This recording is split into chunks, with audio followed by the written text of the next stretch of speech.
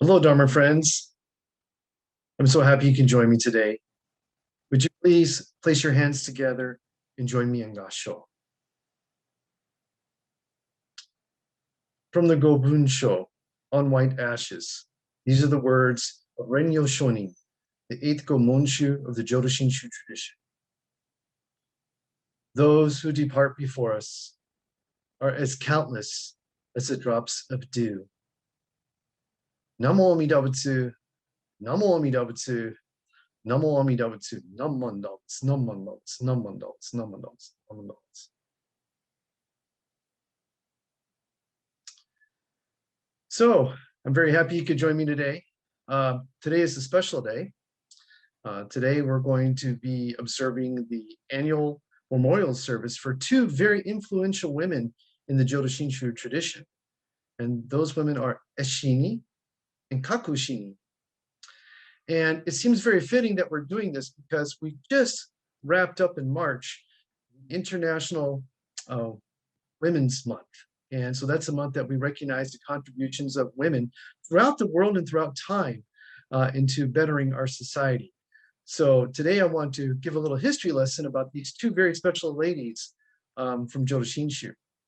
So if you don't know, Eshinni is actually the wife of Shinran Shonin. Shinran is considered to be the founder of our tradition. So it's interesting that you might think, if this is your first time encountering Buddhism, why would a monk, Shinran, someone who is considered the founder of Jodo Shinshu, a religious tradition with a rich 800-year history, how would he be married? Well, actually, today in Japan, it's not uncommon for many, many monks, also known as soryo or priests, to be married and have families. It's quite an interesting practice, and it all started with Shinran Shonin way back in the early 13th century in Japan. So before we really kind of dig into the history of Eshinni and Kakushinni, I think it's a little important to understand, get some more background about Shinran. So Shinran was born in 1173 during a tumultuous time in Japanese history. And at a very young age, he actually was placed into the care of a Japanese Buddhist monastery, where he stayed for 20 years, learning disciplined Buddhist practices. However, he came to a realization that he wasn't getting any closer to enlightenment or a state of nirvana by undergoing these practices. So he thought maybe he could learn better if he actually left the monastery, which he did. And then he encountered his teacher, Honen, who exposed him to the Nembutsu teachings. The Nembutsu teachings is reciting the name of Amida Buddha, Namo Amida Butsu. And that is our path, our gateway as Shin Buddhists to actually realize enlightenment after this life. All made possible by Amida Buddha, right? So when Shinran first left the monastery, he actually had a dream that said that one day he would be married, which must have been really kind of interesting for him, having lived as a monk for the last 20 years. But eventually, he did meet many lay followers, men and women, when he was learning from his master Honen after leaving the monastery. Well, because the Nembutsu teachings were so revolutionary, they actually threatened some of the established Buddhist orders, who petitioned the government to actually say, hey, these guys are bad guys, we need to get rid of them. And so Honen and Shinran and other monks that were following these practices were actually exiled. A few were even executed. Shinran himself was actually not only exiled from his Buddhist community, but he was even exiled of where they were living. He was sent away to a far province that was 20 days riding time away in Ichigo, Japan. Now, this is where things get a little confusing because we're not entirely sure what happens here. But he, in older writings, it is said that he actually met Eshinni after he had been exiled. But in more recent times, some scholars actually believe that maybe Eshinni was actually there with Shinran, learning from Honen at the exact same time. In either case, they did meet up and eventually get married. So something to know about Eshinni. She came from a very wealthy samurai class family. Her family owned land, and therefore they had power. And so when Shinran was exiled and ended up in Ichigo, that happened to be where Eshinni's land was at. So that provided a little bit of stability after he was exiled, where he could start to spread the Nembutsu teachings to other people in Echigo and then beyond in Japan. So together, the two of them had 6 children, and their youngest daughter, Kakushinni, is someone else that we are going to explore a little bit about today. So I can only imagine after Eshinni and Shinran were married and they were exiled in Echigo, the life must have been difficult despite the fact that Eshinni's family had land and some power. Shinran was essentially a defrocked monk, and he stayed in that status until he was pardoned by the government many years later. The two of them were married in 1210 when Eshinni was in her late 20s and Shinran was in his late 30s. They had their 6 children, and together they worked in concert to actually share the Nembutsu teachings. There was no distinction in Nembutsu teachings between men and women. In fact, sometimes Eshinni is even considered to be a nun because she was such a devout follower of the Nembutsu teachings. And so together they actually worked to help spread the teachings throughout all their travels in Japan. Fast forward many years later, as Shinran started to get older, and Eshinni as well, they actually had to separate from one another so that Shinran could continue his studies in Kyoto, and Eshinni had to return to Echigo in order to take care of her family's business. Things weren't going so well there. It was a time of famine and people were dying. And so Eshinni was trying very hard to stay in control of the situation and keep her household running, while also supporting her husband, who was many, many miles away. So in order to make that part easier, their youngest daughter, Kakushinni, actually went to go live with Shinran. And so Kakushinni actually took care of Shinran in his final years. Now here's another little interesting tidbit. So for many, many years, people weren't sure if Shinran was actually a real person or not. There are all these writings that are attributed to him, but some people thought, well, could that really be one person who wrote about the Nembutsu teachings, or is that a legend? And maybe it was many people who actually came up with this idea. Well, in the 1920s, during a renovation of Honganji Temple, which is where our mother temple is in Kyoto, Japan, someone ran across a box in the archives there. And when they opened up this box, they found all these beautiful handwritten letters from a woman named Eshinni that were written to her daughter Kakushinni. And in there, they talked about Shinran Shonin and his health and his teachings. And that actually provided legitimacy that we knew for certain that Shinran was a real person. So those letters are incredibly important. And in those letters, she talked about Shinran, she talked about their life together. She talked about her own life living in Echigo, because these letters were written after she and Shinran was separated. And it talks about everyday mundane things sometimes, but so we got a little bit of a glimpse into her life. So they're incredibly important letters. When Eshinni passed away at the age of 87 or 88, her daughter continued to stay connected to the Jodo Shinshu teachings. In fact, Kakushinni ended up having after her first husband died, she married another gentleman who had also land and power, who was an Nembutsu follower himself, and they also had children together.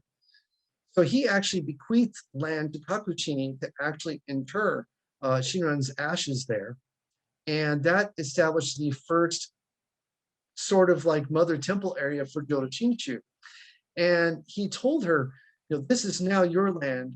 You can do with it however you want with it. But Kakushinni thought, you know what? Shinran is so important. I'm going to actually give this land to the followers of Shinran Shonin. It'll be their land to hold and take. The temple we will erect on it, our family will take care of that. And so actually, Kakushinni's grandson, Hakunyo, became the very first Gomonshu, or the keeper of the gate, the keeper of the teachings for Jodo Shinshu. And to this present day, there's been 25 Gomonshus.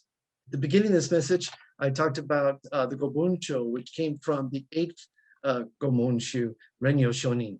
So it is a tradition that has traveled throughout the generations and gives me goosebumps today that actually these teachings have made it here to our shores in America and beyond.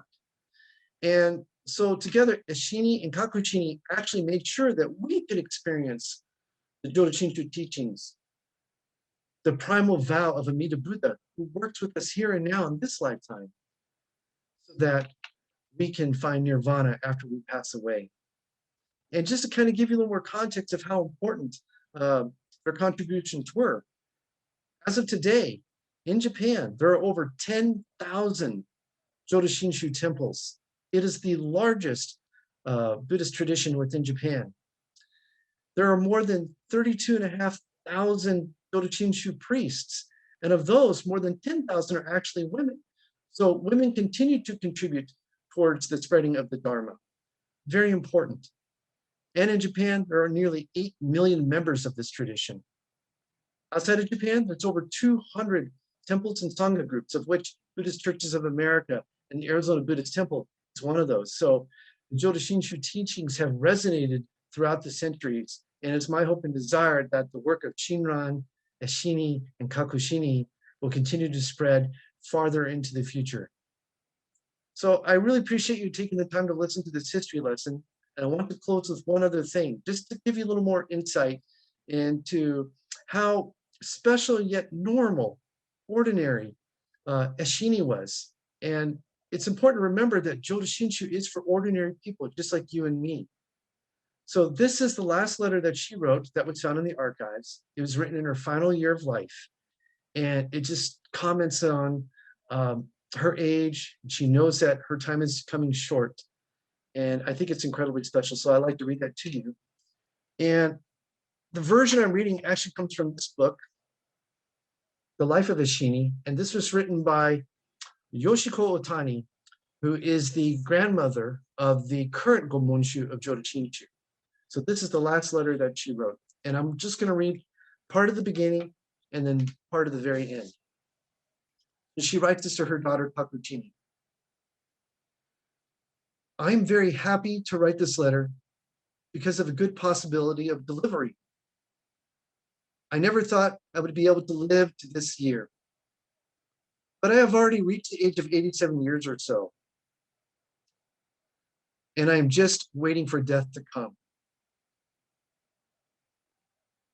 I work like a dog every day, but this year I'm becoming forgetful and my memory has waned. So this gives a little more insight into what her life was like after she returned to Ichigo. She wasn't just resting as a retiree. She was trying to run a household. And then she writes many other things, but I'm going to skip to the end of the letter because I just thought it was really special and kind of made me think of like the way grandmothers write now.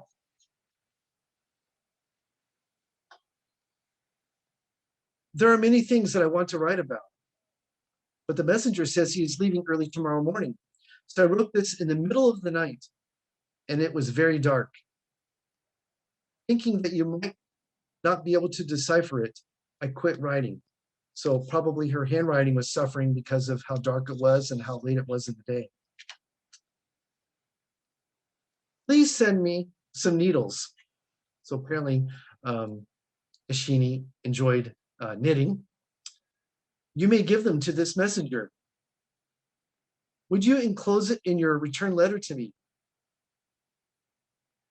And once again, I ask that you let me know in detail the recent news about your children. Just to hear about them truly comforts me. Doesn't that sound like a grandmother? Like a grandmother even today, just wanting to know how her grandchildren are doing? I can't write about everything, so I shall stop now. And then she asks another question not uncommon in grandmothers. Hasn't Saisho got married yet? It is so dark that I don't know how the letter has turned out. It must be difficult trying to read it. And then she signs it. 12th day of the 3rd month, 10 o'clock at night.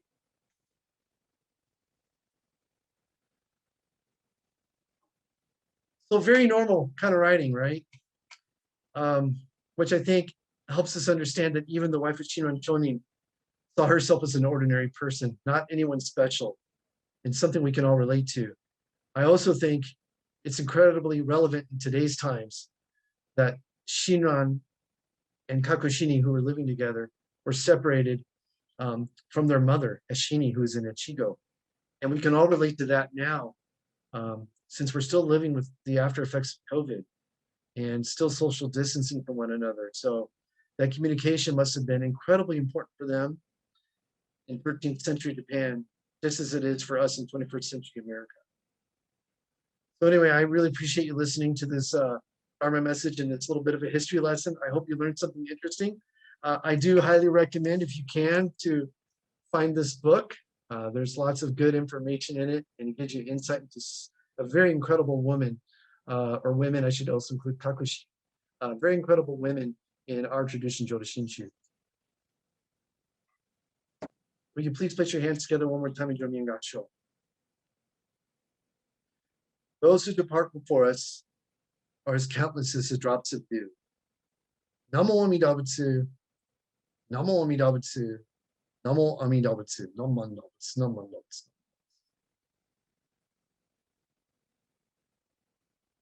Hello, Dharma friends. Hope to see you again soon.